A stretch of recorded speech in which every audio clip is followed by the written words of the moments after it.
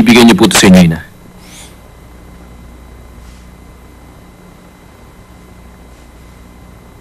Dalhin mo sa labas at sunugin agad. Pero, Ina. Ate Michelle! Opo, Ina. Teka, sandali. Teka.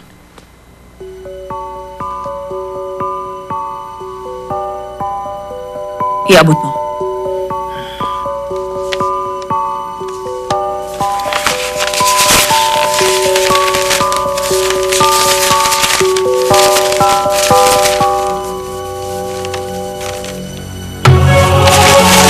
Ipatawag ko sa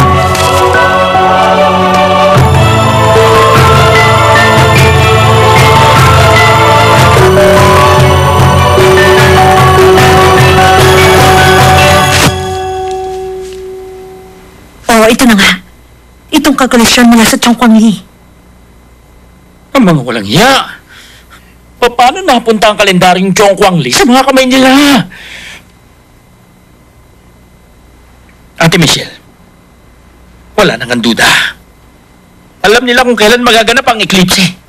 Kaya lang, alam ba natin kung nakipagtulungan si Maestro Walton sa kanila? Sa tamang paraan ng panghihikayat, maaari nilang nabagong isip niya. Ganun pa man. Totoo nga kayang nakalkula na nila.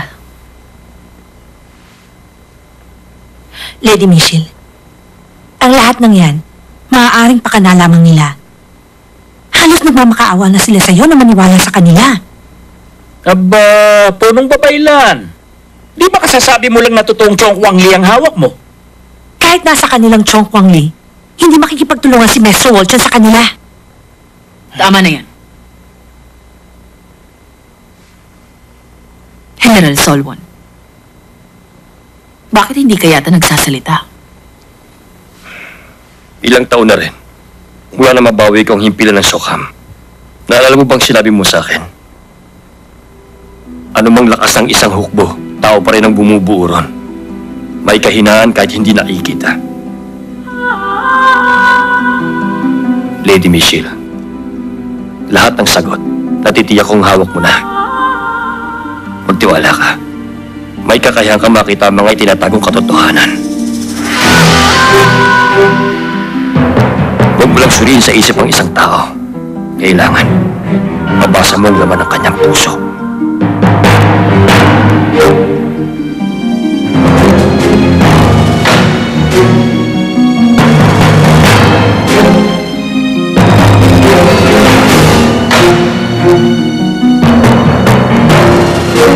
Kakausapin ko si Warang Yusuf.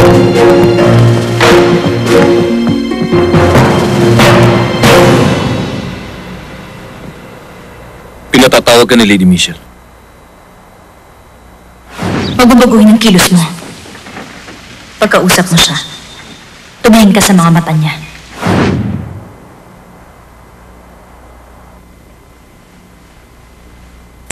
Warang Yusin, ano ba talaga ang gusto mong mangyari?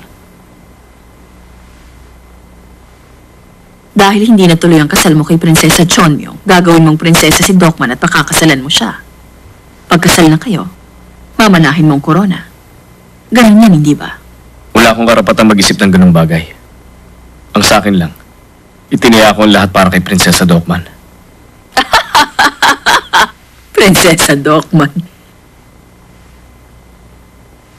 Tingin mo magiging prinsesa siya. Warang Yusin, napaka-irresponsable mo talaga.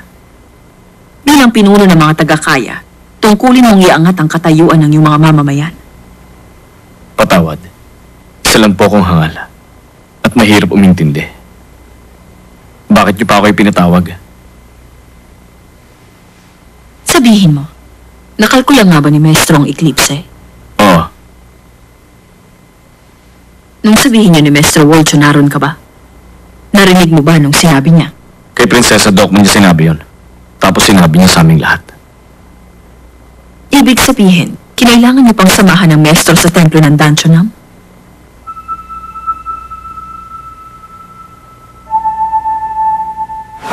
Nakasulat sa templo ng Danchonam ang ginamit ng maestrong paraan, subalit sa ulado niya ang mga hakbang sa kalkulasyon. Kaya hindi na kailangan bumalik sa Danchonam. Magagawa niya yan kahit saan. Ano, hindi ko siya sinamahan.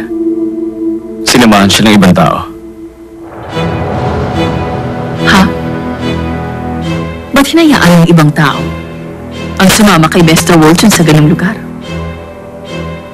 Di ba doon niya pinag-aaralan ng kalawakan? Anong malay ko? Ang alam ko lang, magandang tanawin sa lugar na yun. Yun lang ang alam ko tungkol doon. Warren Yusin. Hindi kaya wala talagang eklipse, pero pinapaniwala kayo ni Prinsesa Dokman na may mangyayaring eklipse ng araw? Magulong sinabi niyo. Anong ibig niyo sabihin? Sige na. Salamat sa iyong pagpapaunlak. Makakalis ka na. Nga pala. Itong sabihin mo kay Prinsesa Dokman. Walang eklipse ng araw na magaganap.